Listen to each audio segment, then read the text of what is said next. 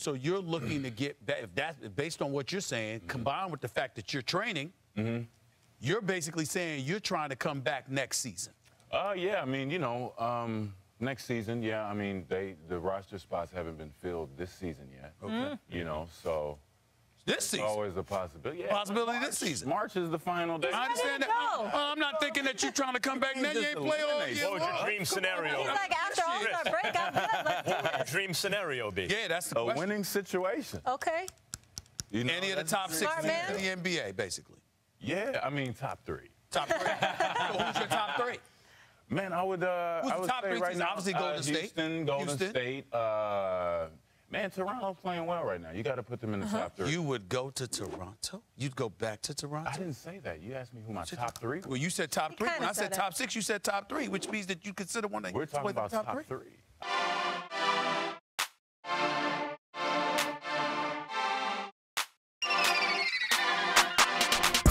Riker. Yep.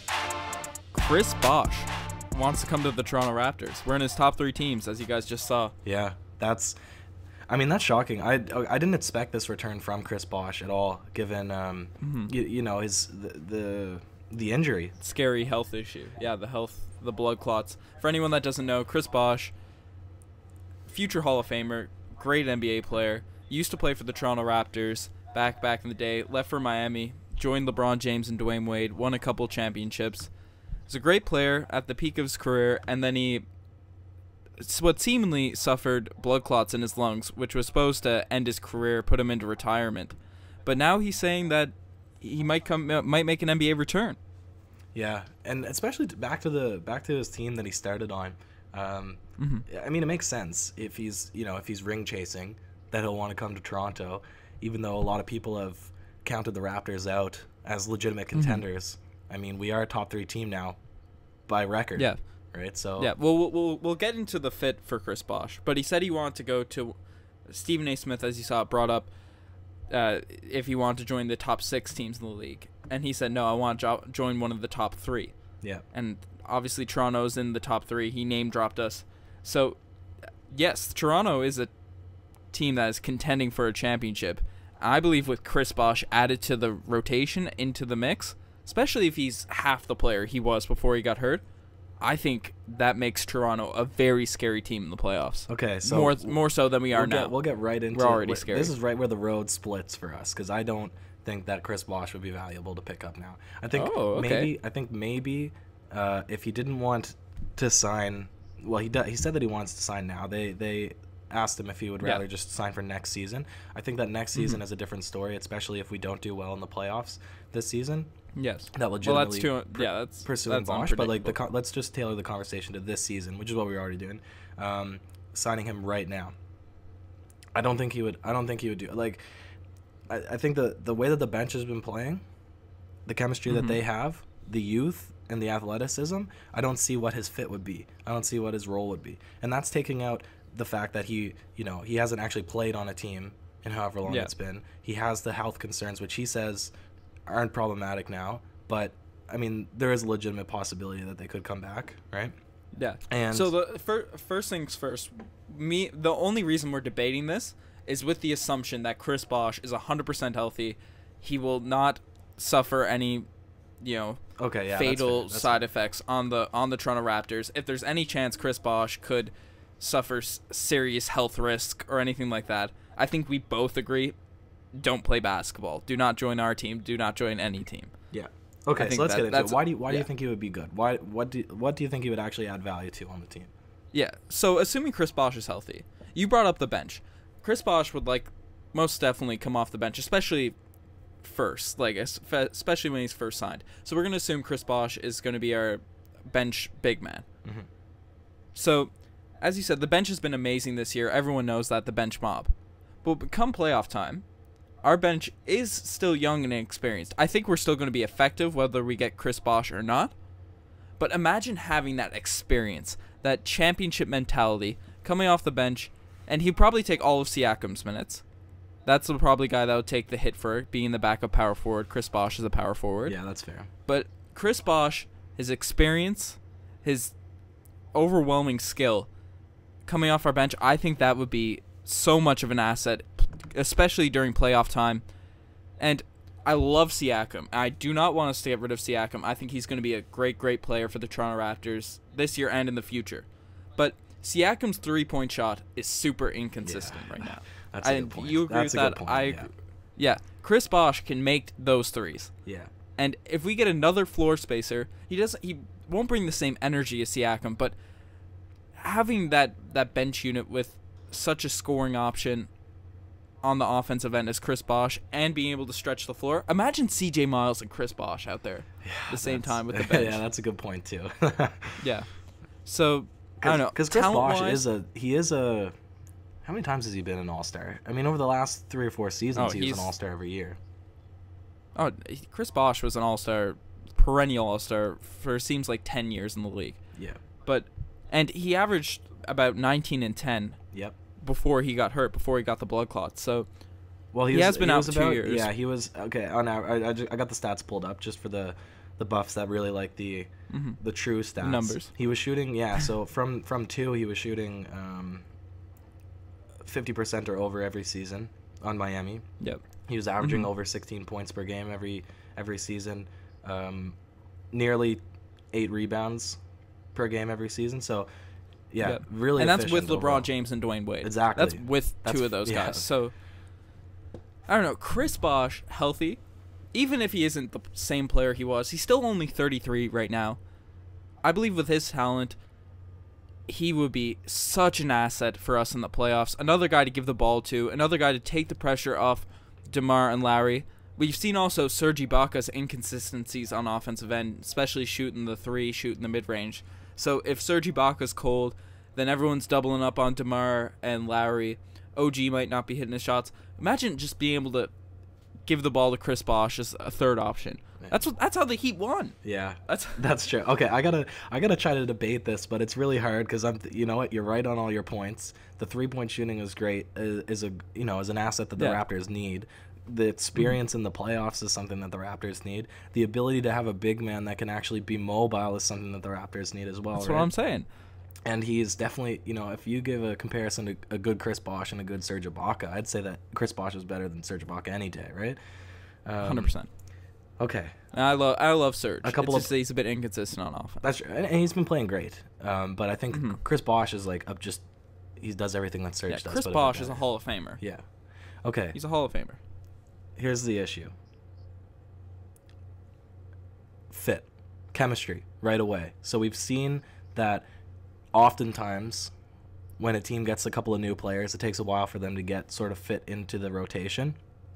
Yes, 100%. Do you think that an all-star, a Hall of Famer, like you just said, in Chris Bosh, would be able to come in, play reserve minutes, coming from what he's used to, in a system where, I guess the system wouldn't really be an issue given he played in the Heat system as a third option as well, but do you think that he would have that chemistry right away coming back as a bench player, something that he's never done before in his career? Well, obviously it would take a bit of an adjustment period, and we have such a great thing going with the Raptors bench. Me and you both love the team we have right now, but Chris Bosh, he's not Isaiah Thomas. We've seen Chris Bosh sacrifice his own stats, his own things for the team. We saw him do that in Miami because he was a 2010 perennially known as a top 10 player in the NBA, went to the Miami Heat, sacrificed all of his stats, all of his everything to play with LeBron James, Dwayne Wade, and won a couple championships because of it. That's true. I think now, especially the fact he hasn't played in a couple seasons, he knows his role. He knows he's not going to be the same guy he was before. Same stature, same let's build the team around this guy. He knows who he is. He's adjusted before. I think it would obviously take a couple games, get things going, maybe a couple weeks. But playoff time, you want to have the best team on the court. Basketball is the one sport where if you have the best players, you're going to win 99% of the time because it's a 7-game series, just how basketball works. Yeah. The more talent you have, the better. And I love Siakam. I love our bench unit. I think we're going to do great things in the future and this season if we don't get Chris Bosh. But I think right now it's an improvement. Do you think that so one of the good things about the bench mob, right, is the energy that they bring. So they play really well together. Right, but it all starts from the defensive energy that they bring. So Jakob has been fantastic, but Siakam, even though he doesn't hit his 3, is still quite effective. I still got faith in Siakam's threes. Because of his energy. Okay. Well, we'll see. We'll see if it develops. But do you think removing probably the highest energy, the guy with the biggest motor on the team, removing him from the bench lineup, putting in a Chris Bosh who hasn't played, right? So even he says he's been in the gym, but he definitely hasn't been playing at the pace of the true NBA game since his injury issue. Do you think that that would sort of? Do you think that the bench is built around energy, or do you think it's just built around efficiency? Well, as you said, Siakam's our main energy guy, gets the bench sparked. But Siakam is still a young player, and he does make defensive miscues, but it usually makes up for it in energy and just being an all-out monster out there on defense. But he's not always positionally in the right place. We always mention how Jakob Poeltl is always the best on the defensive end at positioning-wise and getting all that stuff on the go.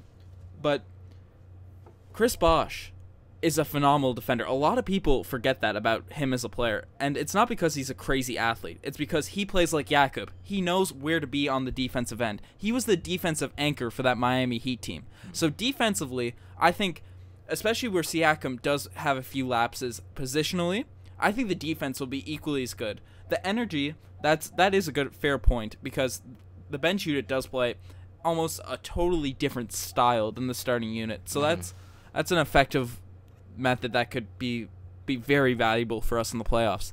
But I think defensively we won't lose anything, and offensively Chris Bosh is such a significant improvement over Siakam right now that it evens itself out, right? The energy might get lost, but will improve so substantially on offense. It's just how it's going to work. And especially in the playoffs, when people know, because everyone has a intense scouting report on all of our guys during the playoffs, as every team would. Yep. They're just going to sag off Siakam, and then that'll make the bench unit harder to run efficiently. Yeah. No, I agree. So I think, so it's harder to game plan for a former all-star off your bench than it is an up-and-coming player. Well, man, it would be especially in the playoffs. It would be interesting to see. He says that he wants a top 3 team, but he says he wants the best deal possible. So I don't know if by deal he means minutes, or if by deal he means money. You said yourself, a top 3 team, they can all only sign for the minimum contract. Yeah, because he mentioned the Rockets, the Warriors, and us. All of 3 of those teams are paying a lot of money this season. They will not be able to give Chris Bosh a big contract. So if he wants to go to a top team, it's going to have to be for a minimum deal. Man. And especially with the risk involved, I don't see many teams, because maybe he comes back and he's not very good, right? That's a possibility. Yeah, I mean, I'd like to know what the fans think. I mean, he was certainly a crazy player for the Raptors back when he played for us. I mean, it's unfortunate. He said it himself that they never got to the playoffs very much or had any playoff success, but it would be so cool to see him back in a Raptors uniform to finish off his career, especially at a time where he could provide value, as you said. But I don't know, Riker. A team with Kyle Lowry, DeMar DeRozan, Chris Bosh, and then we bring back Vince Carter once he gets bought out by the Sacramento Kings. Wow. That's a team that's winning the championship. We'll see. For the culture. I like it. For the culture. We need a Messiah for the culture. Anyways, on that note, let us know what you guys think. I know it's pretty controversial if we want to bring Chris Bosh back or not. We love what the Raptors have going right now. We think we'll be perfectly fine without him. I think we would be improved with him. But we both love the team we have right now. I think that's something both of us can agree on. Let us know what you guys think. Anyways, subscribe if you like the videos. And thanks for listening. Nice.